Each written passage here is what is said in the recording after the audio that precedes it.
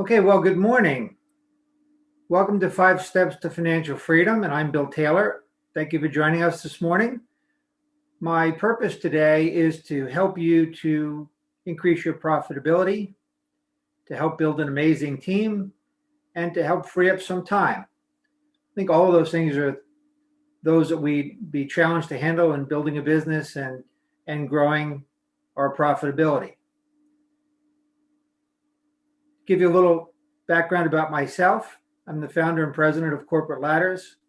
I've got 30 plus years experience in coaching and helping to build businesses.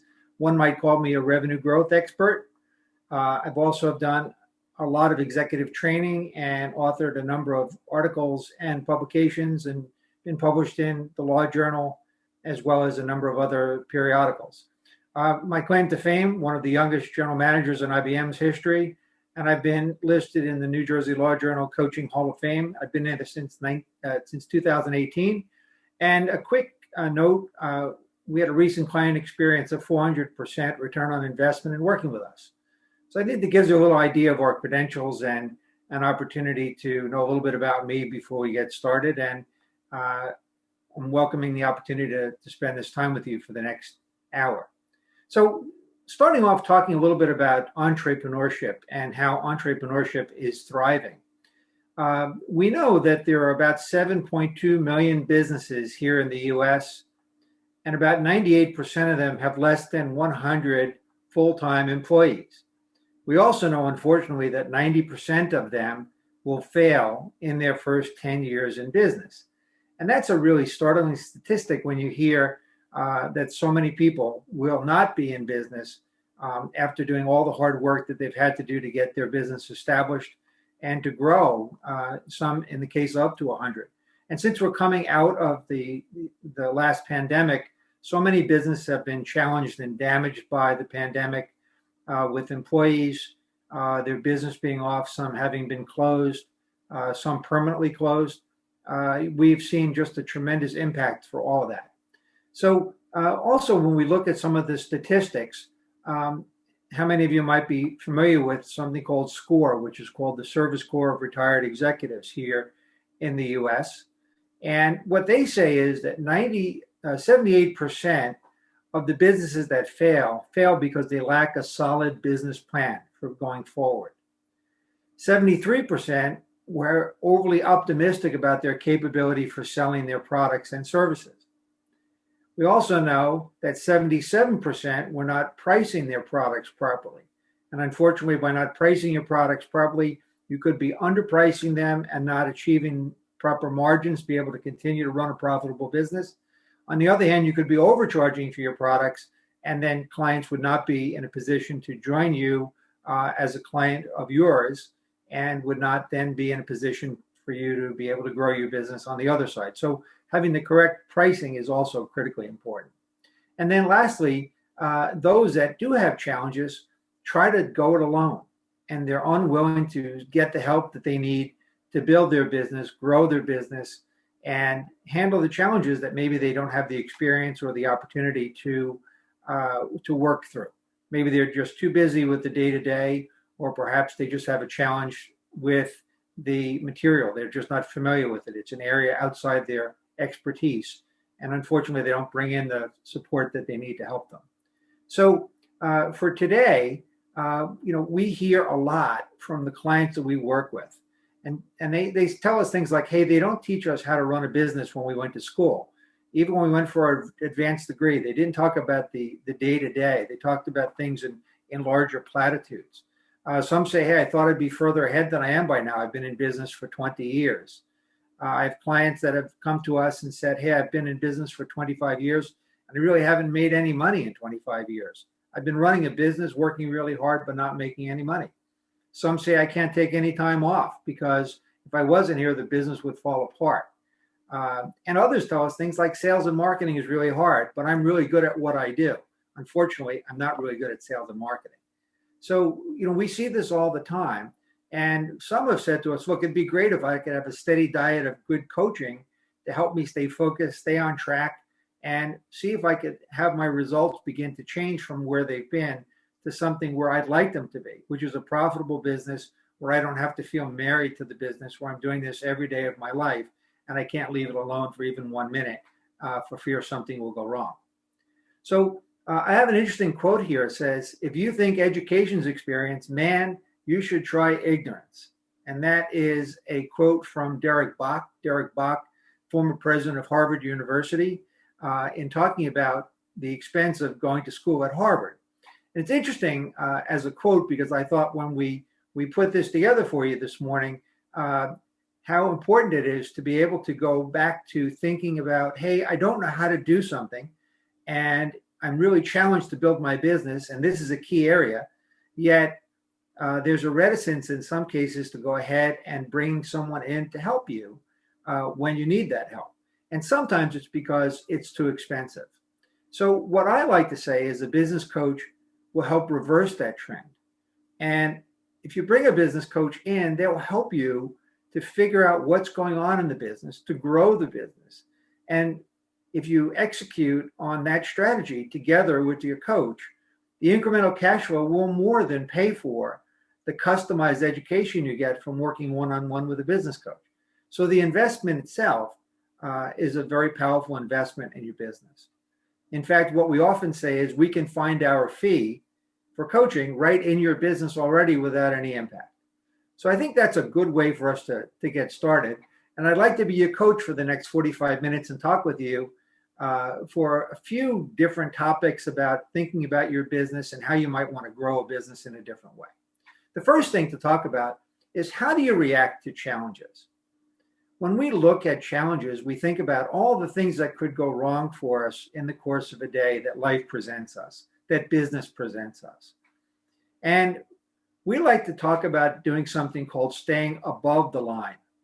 You know, we have a diagram here that shows learning above the line and blaming below the line. And with all that comes at us day to day, all the challenges that we see in business, all the challenges that we see in life, it's really easy for us to say, hey, well, you know, that's not my fault. That's my business partner's fault. That's the supplier's fault. That is my spouse's fault. That's the time of the season's fault. And we find lots and lots of ways and reasons to ascribe whatever that challenge might be and find someone to blame or something to blame. But yet those that are successful are not those that follow the blame game, but rather those that follow the learning game. And the learning game is a little bit different. By staying above the line, which is what the coach does, keeping you above the line, how do we learn? What went wrong? How do we prevent whatever went wrong from happening again? Or better, if something does go wrong, as it inevitably will, how do we deal with what's gone wrong? What is the approach that we take? How do we go after that challenge? How do we resolve that difficulty? Is there some more learning? Or there some tools? Can we get some other help that would get us through the challenge? Or do we just need to buckle down a little bit more ourselves and take responsibility and move forward? So we always think that successful entrepreneurs are the ones that are willing to learn and not those willing to blame. Always trying to work very, very hard to stay above the line and reacting to challenges in a positive way. So one of the keys to learning and building that is when we all try to develop a new skill, we'll try to learn a new skill.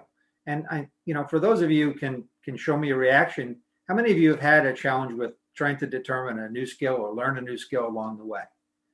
So we've all had some challenges or difficulties there in learning that. And what happens is when our skill level, if you look down here on the lower corner, you see an intersection of confidence and skill level. When we have a low skill level, we often have a low confidence in our ability. And our mental state is such that our anxiety is quite high up here in the area of anxiety. You see the top of the red line. But as we learn a little bit more and our skill level gets a little bit better, we start to see our confidence start to increase. And we also start to see our anxiety decrease just a little bit. And we move at some point, as we start to enter the orange box here, into what we call the aha zone. Aha, I'm beginning to understand it and get it. And there's an intersection there in the middle of the aha zone between your anxiety being quite high and your confidence coming up, and they're intersecting together. And suddenly as the skill gets better and you become better at that area and you start to think about in your business and the challenges that you've faced, or in life, even the challenges that you faced, as your skill level increases, your confidence improves and your anxiety for being able to accomplish a successful skill goes down significantly. And that help in that skill acquisition, that key to learning, very often needs to be facilitated with someone holding your hand or being there as a sounding board as you're working your way through. Very often, it's just a matter of being able to talk it through with someone. And very often, we know sometimes you have the answers in your own mind, but you just want to be sure by talking with someone that, hey, this is a better approach for me, and this is a way that I can get a little bit better success out of this. So what I want to introduce to you this morning is then what we call the 5 steps to freedom. And these are the 5 steps that many, many entrepreneurs and business owners go through in the course of developing a business. These 5 steps are areas that we know approach many, many businesses if you're starting something from scratch, or if you join a business that needs some help and you're beginning to acquire that business.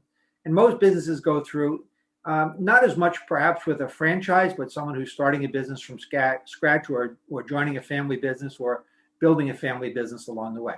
The first step 1 here, is the area of creation. So that's where we're doing a little bit of research about a business. We're trying to determine what the business model should look like. We're trying to determine how do we launch that business and what's that all about. So that stage of creation is really the fun stage. Yeah, I'd like to be in business. I'd like to build a business up, and I'd like to have a very successful business going forward. And off we go, and we launch that business, and we're ready to roll.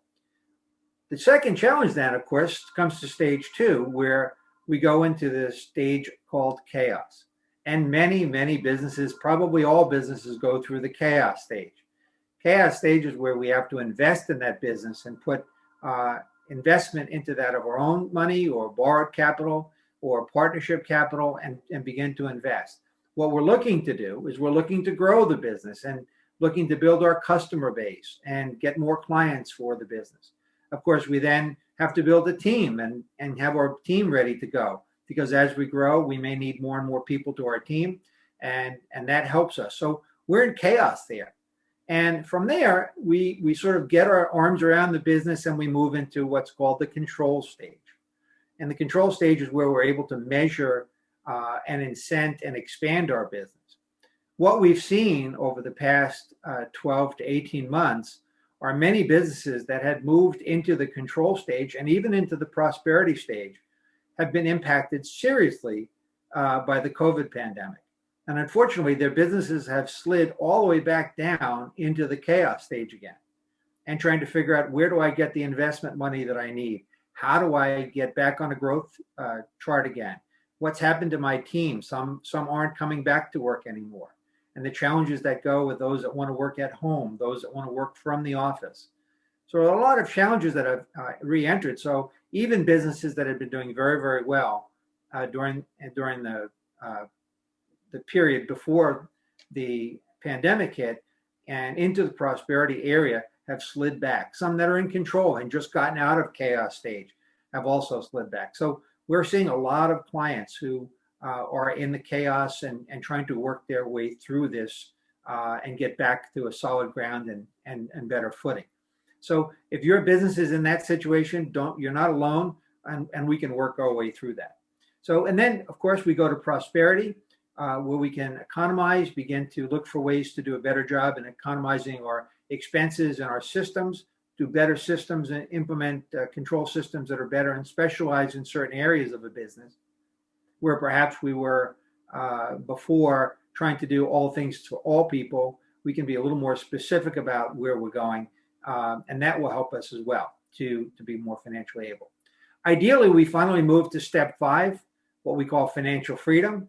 We're then able to replicate that business for someone else, perhaps, maybe open up multiple offices of the same type.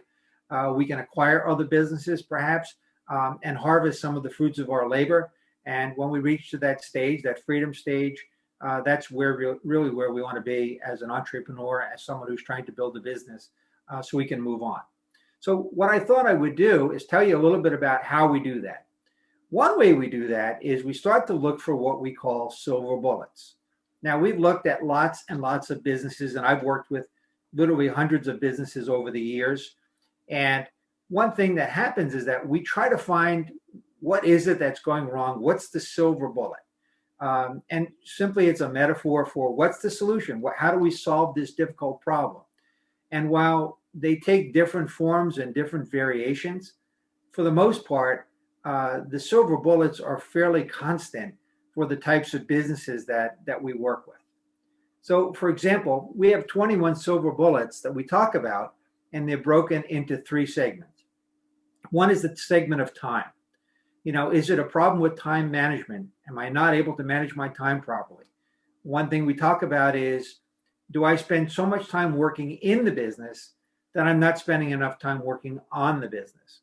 And what that means for someone who is an entrepreneur, perhaps you're an attorney and you're spending a great deal of time practicing law, handling client needs. And when you're spending all that time just working on clients, where's the time for business development? If you're someone who is a construction person who's building houses or doing renovations for homes, you might feel more comfortable being out in the field with your boots on and a hard hat and swinging a hammer. But yet someone needs to be back at the office or wherever you work from, even from your truck, to make sure that you're managing the business, that your materials are coming in, that you're looking for new clients and working your way through. In financial services, same thing. You might be spending a great deal of time doing analysis and looking at portfolios and ideal portfolios, and not enough time with your clients so that they talk favorably about you and bring you more clients and build up your business. So time management is one key area where many, many businesses have difficulty. And then, of course, how do we have an operations and training manual or an apprenticeship plan? Or do we have a comprehensive exit strategy for how do we move on to our next stage if we reach that freedom stage? Some have challenges in the area of team, where there's no strategic plan, or there's no system for building that team, or no key performance indicators, KPIs. So many, many different areas of finding the right areas, or many, many different items here of finding the right area to help build the team. You'll note that the team has 10 key areas because we know that very often, if a team is not right, the business can't grow. And that team doesn't necessarily need to be a team of direct full-time employees working for your business. They could also be part of an outside team, a team of subcontractors, or a team of independents that are all working with you onshore or offshore. And then what about money? Money also a key area. The USP and guarantee. USP stands for unique selling proposition. What is it that's unique about your business? What's unique about your ability to move a client to you? Why would they want to come to do business with you versus all of the other possible choices that they may have in the business world? Do you have a revenue and profit budget? Do you have a break-even plan? Do you have a business plan? Do you have a tactical marketing plan? How are you going to go to market? What happens if cash isn't right? Do you have a cash gap plan? How do you work your way through that? And last but not least, do you have a sales management plan? So you know how you manage your sales and bring new clients into the business. So to sort of move through, I wanted to show you step by step, looking at each of those areas. If you remember, in the 5 steps to financial freedom, the first step was creation, coming up with where we're going to go. So that unique selling proposition and guarantee is essentially a way to develop a proposition to a client so that they don't see the risk in doing business with you, but rather they see the benefit. And it resonates with the types of businesses, the types of customers and clients that you want to do business with, because you've shown them how you're different and better than the other opportunities that they might have out there in the marketplace. So I thought we would spend just a minute on this first. So the first thing that's critically important is, how do we differentiate your business? How do we make your business look different than everyone else out in the market? So we talked a little bit about what goes on. How many of you remember and may have been an early adopter of the mobile phone and had what is fondly referred to on the full left side there as the brick? You could sit it actually at your on the front seat of your car, and it actually looked like another passenger with you in those days, or an old walkie-talkie from the World War II movies that we may have seen. So 2.5% of folks back in those days were innovators and using that Motorola walkie-talkie. And then you can see a Nokia phone, and then suddenly we had a flip phone, and that's really where we went to what we call the early majority stage. And then we went to Blackberries, where we went to late majority. And then finally, the laggards were the last ones in. I've used an Amish here person for a reason. I mean, typically would be nothing against Amish, but they're not necessarily the innovators. And at some point, when an Amish comes to come along with a mobile phone, we know that we've sort of reached the end of that cycle. So you've decided to come into a business and you want to bring your business forward, or you look at your business relative to this diagram. Where are you with your business? Is your business being viewed as an early adopter in this area, or are you late majority, or are you just like everyone else? If you're coming in there and you're just like everyone else, what are you going to use as being the differentiator for your business? Why would someone want to do business with you? If they all look the same and everyone's got whatever it is that you're selling, what is it that makes that business want to come to you? So we've got to educate a client. We've got to be able to market a unique selling proposition and maybe a guarantee. And often people shy away from guarantees because they're afraid that guarantee is too strong, or they may not be able to live up to that guarantee. But we've got to be able to come up with something that makes us different. Why does someone want to use you as an attorney? Why does someone want to use you as an IT professional? Why does someone want to use you as an insurance person? Why does someone want to use you as an investment advisor? All of the possibilities. There's got to be a reason why they'd want to do business with you versus someone else. So I thought I would give you a couple of examples using marketing and what would be some of these unique selling propositions. What I'm showing you here is, let's say that you are going to put together a business and you are going to be a web design or web development company. If you take a good look at this, wow, it's a very eye-catching ad. It's clean, has a lot of white space to it, what people like to see, but it's kind of boring.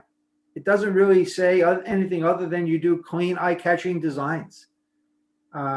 And while it looks good, it doesn't tell me anything, and it doesn't give me any type of a unique selling proposition that I might be interested in. Here's another. Let us design and do something for you. Wow, this looks great. Different colors, a spider web working here. Web design, work with us. We've got all these different great fonts and layouts and what have you. Hey, what about us? Why don't you use us? And then you got this one. I mean, this one again, great color palette, nice and light. We can design and optimize your business and show you how great this is. But what's to it? It's kind of boring. There's nothing that really grabs your attention. So where's the unique selling proposition for this marketing, for this work? So here's another, same thing, lots of colors, lots of design conversations. Here's our information. You want to send us an email, or here's our website. But again, what gets you there? So now taking a look at this one, it might look a little bit busy at first, but what jumps out at you? To me, here, this is educational. 5 questions you should ask before hiring a web design company. Oh, you've got my attention. Hey, $14,400 in 1.5 months. What does that mean? Hey, will you give me all my money back if I don't like the web design? Yes, I will. Hey, will you guarantee you'll keep my website at the top of the search engines? Yes, I will. So, wow, look at the difference between this. It may not have quite that pretty color palette of these others, but it sure does have impact, because I'm seeing some things here that have tuned me in right away. I see money. I see value somehow. And what we're actually doing is we're looking at something called AIDA. AIDA stands for attention over here and the 5 questions. Interest, hey, yeah. Desire, I want to do something about it right now on the lower left. And I want to take action. Let's call Tom Smith here and dial Tom Smith's number. So what I've done is I've created something very different here in my website. And I'm trying to advertise a website. I'm going to get a lot more interest from this. We used something like this just about 2 weeks ago with one of our clients who was saying, hey, I'm having a really difficult time trying to get people to come to work for me. This was a business that is a physical therapy office, and said that they had just put up an ad on Indeed and they were waiting for something to happen. So far, they had gotten 5 emails back for their posting on Indeed. I took one look at it and said, have a look at it and let me take a look at it and see what you think. And it was a pretty boring ad. Hey, why don't you come and work for us? You know, we work these hours. We're located in this place, and you know, we're interested, and these are the skills we want to have you to have. And I said, wow, okay, so what's compelling about this? Why would someone do it? So we worked with the owner and we rewrote the ad for him into a way that was much more compelling, that said, hey, join a great team. Here's an opportunity. We're only looking for select individuals. And we sort of fine-tuned this exact same ad in a different way. I spoke to him yesterday and he told me he had 200 emails that had come in.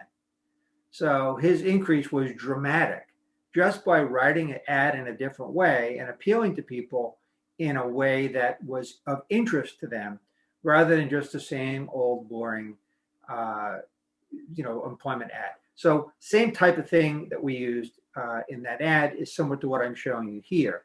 It's just a matter of figuring out what is the unique selling proposition. And there is a unique selling proposition if you want to sell your business to get someone to come to join you and be a member of your team. Okay, so the next one we talked a little bit about was chaos, that second stage. So when someone's in chaos, sometimes it's a break-even problem. Sometimes it's tactical marketing plan. Sometimes they have no sales management going. Sometimes the issue is they don't have a team building plan in place, and they run into challenges like this. So let's take a quick look at a financial model.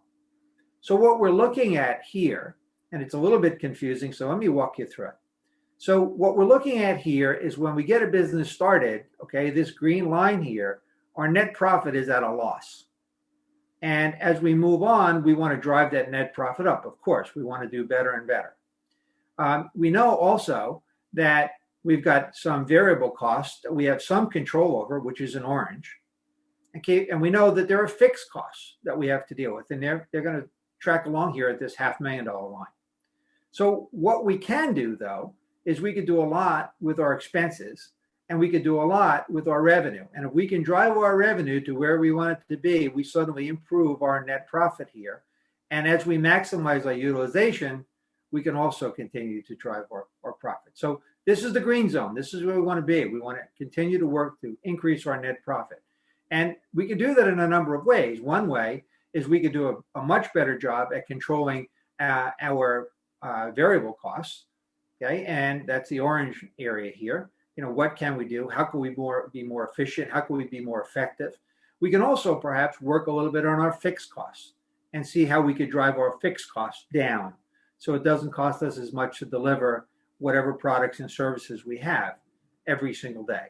So we have some opportunity and things that we can do, and it does take some time to do a deeper dive into that area to get a better understanding of it.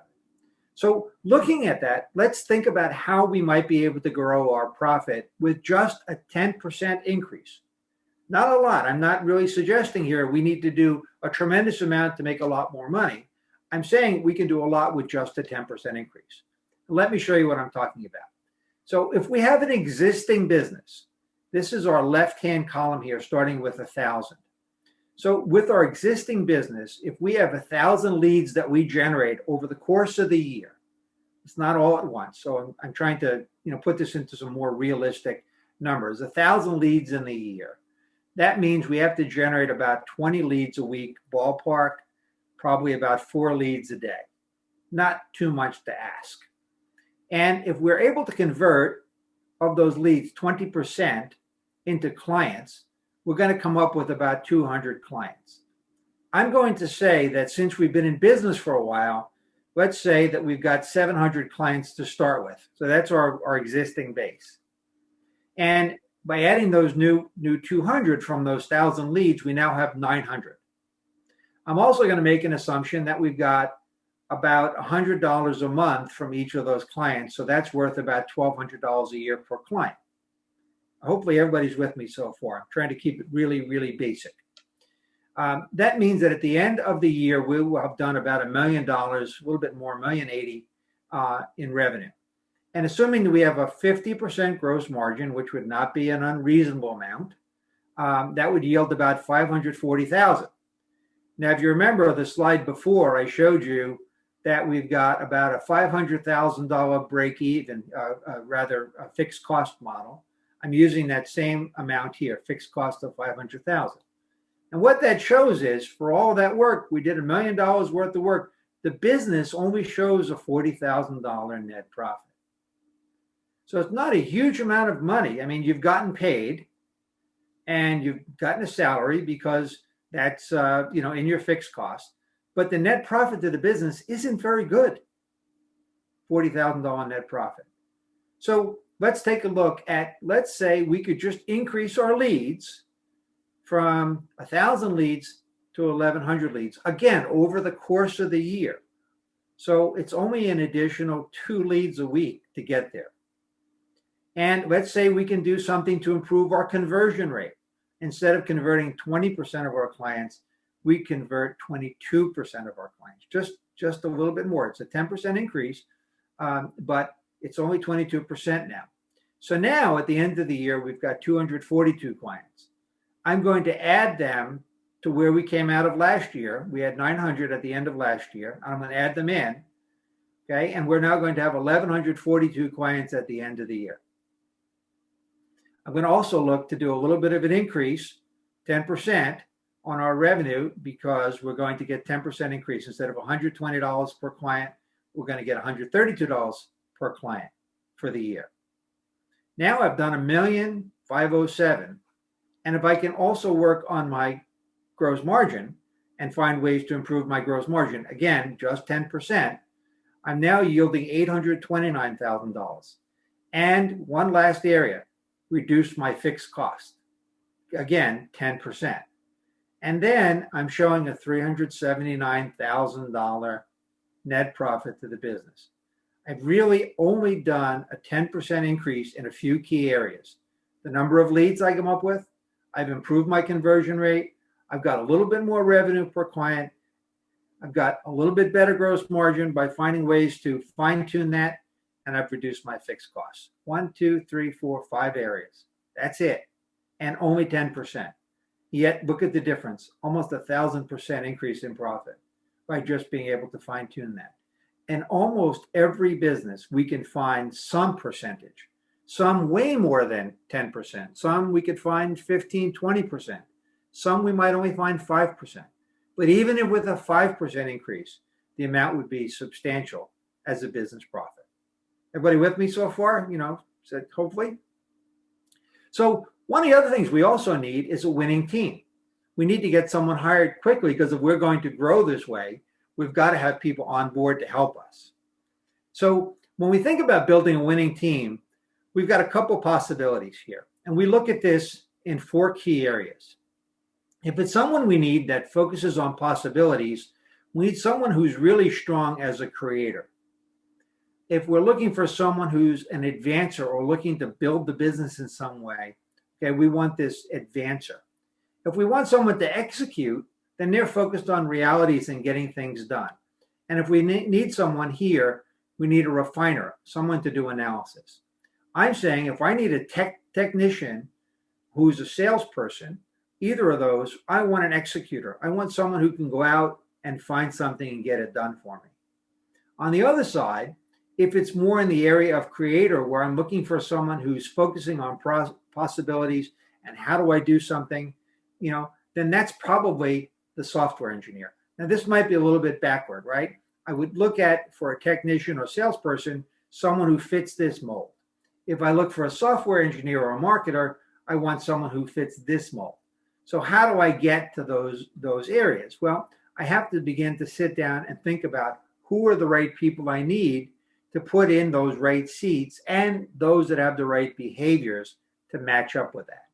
It would be very difficult for me to take a marketer and put them in a role that's an executor, because that's not who they are. It would also be very difficult for me to take someone who's more an executor, more of a salesperson or a technician, and put them a role as a creator. They're not looking to create. They're looking to go out and get something done. So we've got to be careful to get the right people in the right seats at the right time with the right behavior to build your business. Now, some of you may have heard of a book called The 5 Dysfunctions of a Team that was written by Patrick Lencioni. It's a very popular book still to this day. It probably sells 10,000 copies a month even today. And Patrick Lencioni wrote this book talking about, having this dysfunction. And what he says is the basis of all businesses, all team businesses, and where things fail is that there's an absence of trust. And that's the foundation.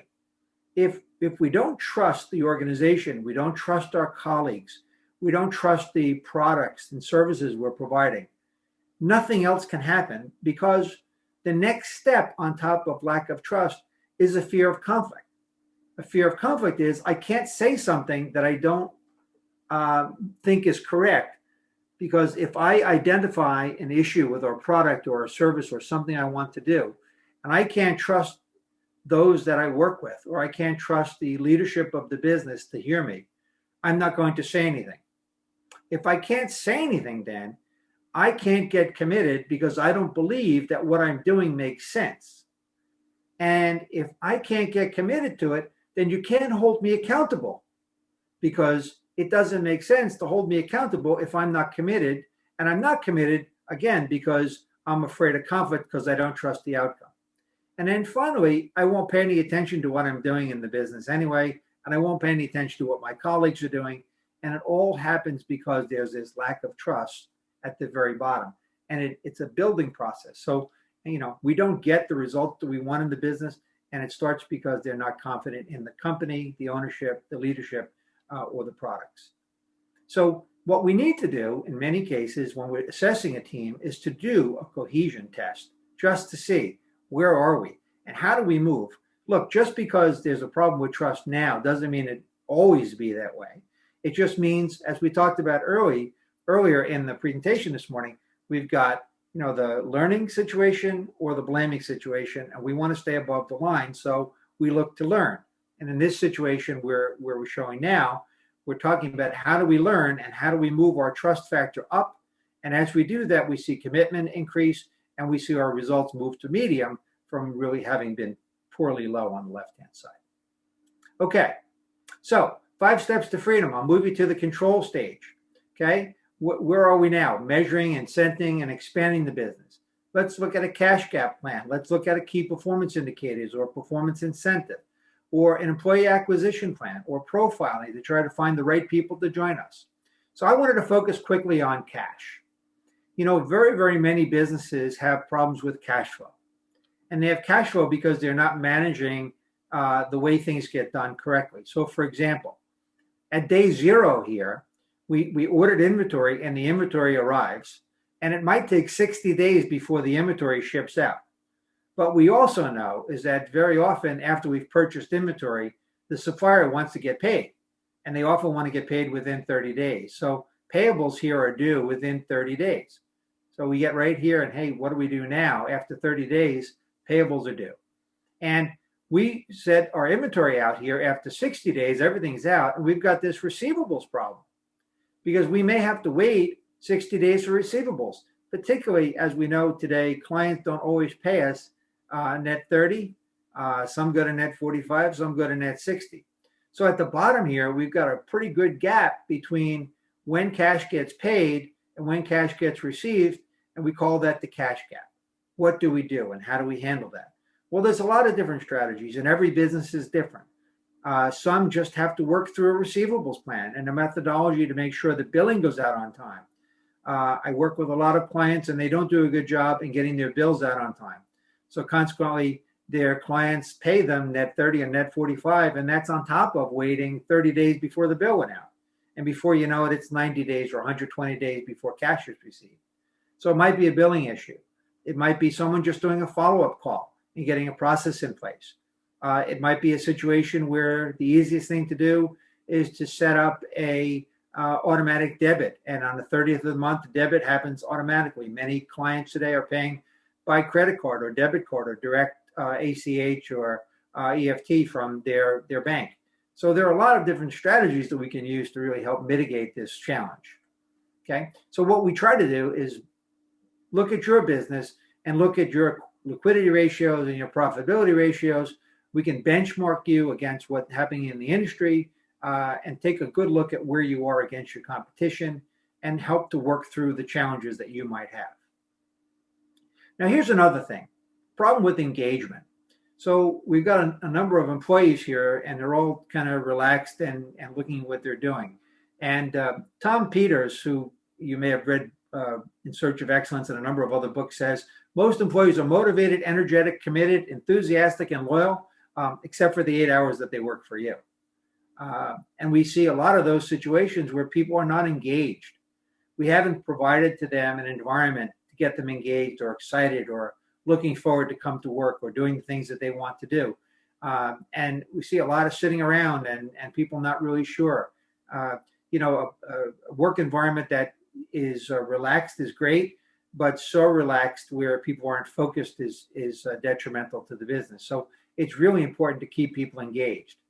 And one way to do that is to make sure that you have the right people. As I mentioned before, we worked with one of our clients in having them attract the right people.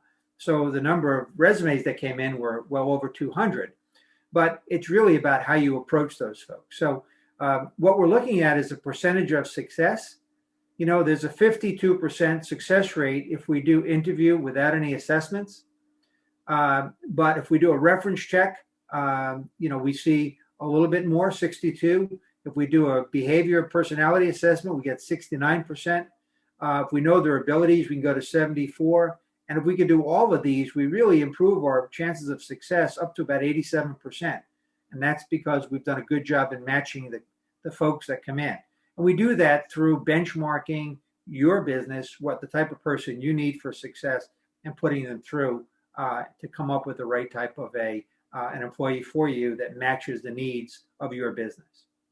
So that's sort of how I wanted to look at control with you. Got a couple more here to look at. The fourth one is prosperity. A time management plan, operations plan, team management, or lean. We want to help benchmark you to see if we can eliminate muda. Does anybody know what muda is? Muda, if those of you who've been involved in manufacturing or anything going on, is a sort of an offshoot of Kaizen, the Kaizen method of going through and viewing all the different areas of the business in a collaborative way. Well, muda is the ability then to see if we could reduce overproduction, the wrong inventory in the wrong place at the wrong time, reducing defects. How do we improve transportation and processing? All of that muda is waste and inefficiency. Lucy's doing a great job of helping us here with that. Reducing muda is critically important for profitability. And we also can help to identify where that's coming from. Is there a problem from R&D to sales, sales to purchasing? Are we doing the wrong things? Are we manufacturing incorrectly? Is our distribution a problem? Where are the issues in between here? How do we eliminate muda? We can work on that with you as well. And the last area is freedom. Being in a position to reproduce, acquire, and harvest your business, the best of who you are and what you have. We need to help free up your time. And, we start to think about how do we do that? Well, one way for you to do that is we need to delegate. And many, many business owners, entrepreneurs, attorneys I work with, financial advisors I work with, they don't delegate enough. They don't use their staff enough to be able to get there. So we talk about delegating roles from the bottom up. Your advertising, marketing, salespeople should be doing as much as they can possibly do to eliminate the chief marketing officer from doing all that work themselves. And shareholders and members have the president to do that. The higher up you go in the business as the CEO, the VP of sales and marketing is the expert, but they're not doing the work, their folks are. And the same thing goes for operations, the same thing goes for finance. These leaders of these businesses in the orange are not actually doing the work, their people are. So it's important to continue to push that down. Even if your organization is yourself and one or two other people, push it down and get it done by the lowest level possible so that frees up your time to do something more important for the business. And apprentice your leaders. If you want someone to work with you and get better and be able to take over the business, we've got to build them into a situation to do that. And we talk about a 4-step apprentice program. Step 1 is you're the master. You're doing the work and the apprentice is watching. Step 2, you're doing the work and the apprentice is helping. Step 3 is the apprentice is doing the work and you're helping. And then finally, the apprentice is doing the work and you're watching. So it's a complete reversal from 1 to 4. But each of these takes time and each of these has a stage that we go through. And at some point, the master will teach the person how to be good at what they do. And ideally, we'd like the situation to be where the master can stand down because the apprentice is even better than the master and becomes the new master. Okay, we can also help upskill there. So if you have a problem with creating a vision for your business or building alignment so that you have a framework so that your leaders are ready to go and get a good execution out of it, your coach can help in that area as well. And we can upskill your leaders to be able to be better at exploring and thinking about where the business can go, or create clarity for where we want to go as a group, or execution. Do we have the right structure in place, and do we have momentum so we can achieve what we want to do and get everybody aligned and pulling on those oars at the same direction? As we often know, in a situation, if you get into a rowboat and only one side of the folks are pulling on the oar, we're going to go in a circle. We need both sides of the business, oars on both sides pulling together, and we can move through gracefully to whatever challenges that face us. So that's the 5 steps. Thinking about those, which for you, in terms of silver bullets, do you need help with the most? Because there are so many different areas. Is it time? Is it team? Is it money? Is it having a time management plan for you that works for you? Is it having an organizational plan, or do you have key performance indicators? Are you hiring the right folks? Is the problem with your unique selling proposition or your tactical marketing plan? Do you even have a tactical marketing plan for what you're doing? So working with a coach will help you to market your way through that and cover up those sales gaps, build a good cash gap plan to help you get receivables in, keep your cash flow smooth. And those are things that we can do. Questions? I'll open it up quickly for questions. If anybody wants to just go into the chat box and send something over, or perhaps we can open up the mics, or anybody who wants to ask a question. Anyone?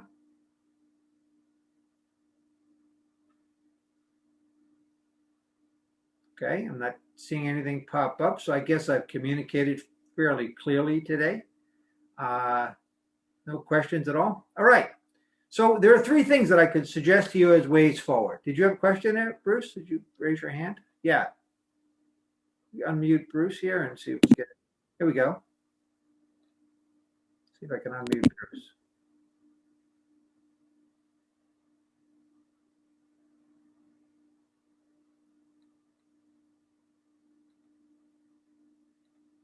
Audrey, can we unmute Bruce? Okay, great. Oh, hi. Can you hear me? Yes, can hear you. Okay. Sorry, I didn't want to hold anything up, but while you were talking, I was thinking about. I'm also running in addition to being a lawyer, I'm doing filmmaking, and one of my problems with that is that I'm cheap. I'm not hiring all the people I need, and I'm afraid of overcommitting in terms of the financial investment I'm going to have to make. Do you have any advice on that? Yeah, the advice I have is that you've got a fixed budget perhaps, and you can only work so far. So early on, it's not unusual in that creation stage to have a look at all the different areas that you want.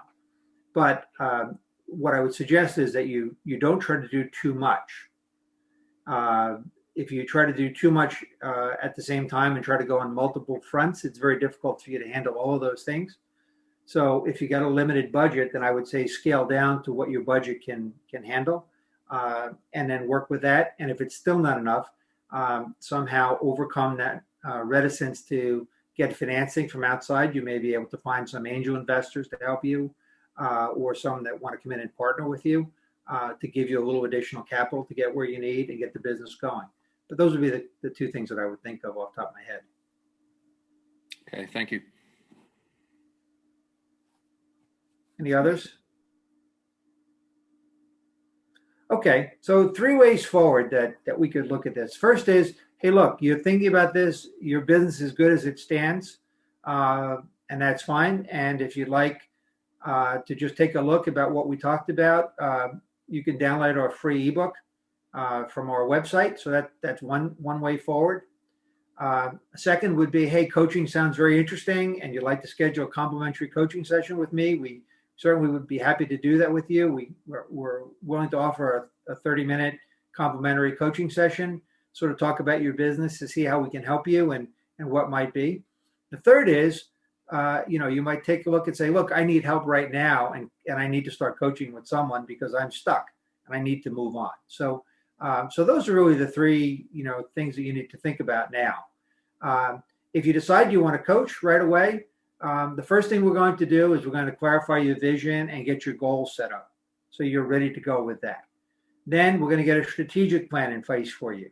We'll do that with anybody who wants to work with us right away because we need both of those. We need to know what your goals are, and we need to put together a strategic plan. And then third, we've got to start coaching you. Typically, we will coach with you on a weekly basis to get things going and get you started. And as I said at the top of the presentation, we very, very often are able to find our fee in your business already. So your net out of pocket winds up to be a positive because what we get is much more coming into the business and more than enough to offset the cost of coaching. So that's it then. Thank you very much for attending. My free book called The 6 Silver Bullets You Need to Grow Any Business Fast is available on our Corporate Ladders website. You can email me at wbtaylor@corporateladders.com. Just send me your name and your email, and I'll be happy to send you a copy. And again, you could easily just go onto our website and sign up for that as well. And that's it for this morning. I thank you all very much for your time, and I hope you all have a great day.